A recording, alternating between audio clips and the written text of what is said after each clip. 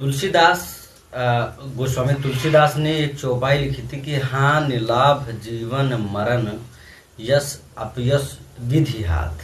लेकिन ना, हानि लाभ तो हो सकेला कि भगवान के हाथ में बाटे, लेकिन और जीवन भी हो सकेला। बाकी मरण, मरे वाला कई बार मरे वाला जो प्रोजेक्ट बाटे भगवान के, ओमे सरकार के बहुत बड़ा हाथ होला।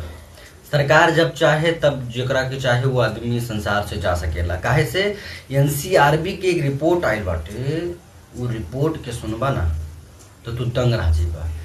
22, 23, 21, 20, 2022, 20, 21, 23, 24, 19 तो सोचा अपने आसपास की, अपने रिश्तेदारी नातेदारी में, अपने भाई के, अपना आस पड़ोस के देखा और अनुभव करा कि केहू के रोड एक्सीडेंट भइल बाटे, केहू रोड एक्सीडेंट हुआ हो और वो आदमी उसकी मृत्यु हो गई हो। हर एक व्यक्ति जो सही बोलेगा उसकी जान पहचान का कोई ना कोई व्यक्ति तो जरूर मरा होगा सड़कों पे। एनसीआरबी की रिपोर्ट का कहा था, वो कहा था कि 2024 में, माफ कीजिएगा 2023 में जोन सड़क हादसा भइल बाटे या जोन आदमी मरल रहले ओकर संख्या बाटे 4,44,104। अब सोचा 4 लाख परिवारन के परिवार उजड़ गए होई, जेकर घर में एको मृत्यु हो जाता है ना भैया। मृत्यु के दर्द हमरा से बेहतर केहू नहीं के जान सकत।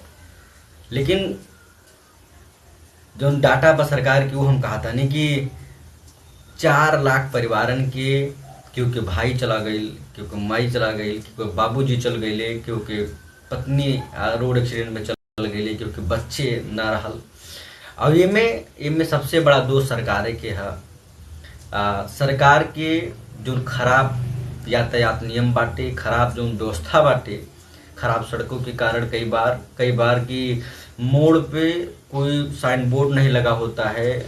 अब एक बिटिया के जो जगजीत इंटर कॉलेज के सामने अपने स्कूल जात रहे, वो बिटिया की एक्सीडेंट हो गई और कोनो ट्रक वाला उसको जो है उड़ा के चला गया, उसकी मृत्यु हो गई बच्ची की। लेकिन इसमें किसी को सिंपैथी नहीं है, ना किसी को मतलब है। आपका अपना भी चला जाएगा तब भी आप कुछ नहीं कर पाए। अब सोचिए ये कितनी बड़ी फेलियर है इस सरकारों की कि 23 में 4,44,104 आदमी रोड एक्सीडेंट में मारे गए।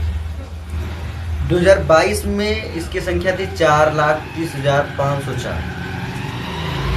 अब आप खुद से भी ये समझ सकते हैं कि जो हानि लाभ जीवन मरण था, तो मरण जो शब्द था ये विधाता से इन नेताओं ने छीन लिया। इनके फेल व्यवस्था के कारण, खराब सड़कों के कारण, खराब उनकी कुव्यवस्था के यातायात के कारण कितना लोग की मृत्यु होला। और एक जिम्मेदार पूरा का पूरा ही सरकारें बाटे, कौनो सरकार हो। हमने सन के जाति से ऊपर, हमने सन के अपन विकास खातिर, अपने बच्चन के भविष्य खातिर, अपन शिक्षा खातिर, स्वास्थ्य खातिर, रोजगार खातिर कुछ तो सोचे के पड़ी।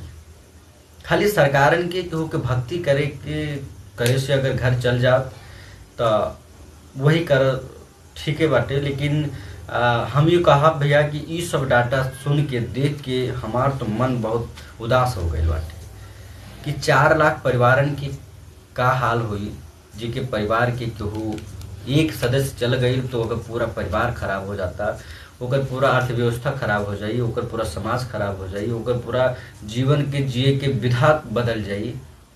और ये सब चीज़ हमने सन के बहुत बखूबी जानी ला, क्योंकि हमू लोग वही के शिकार भइल बाटे।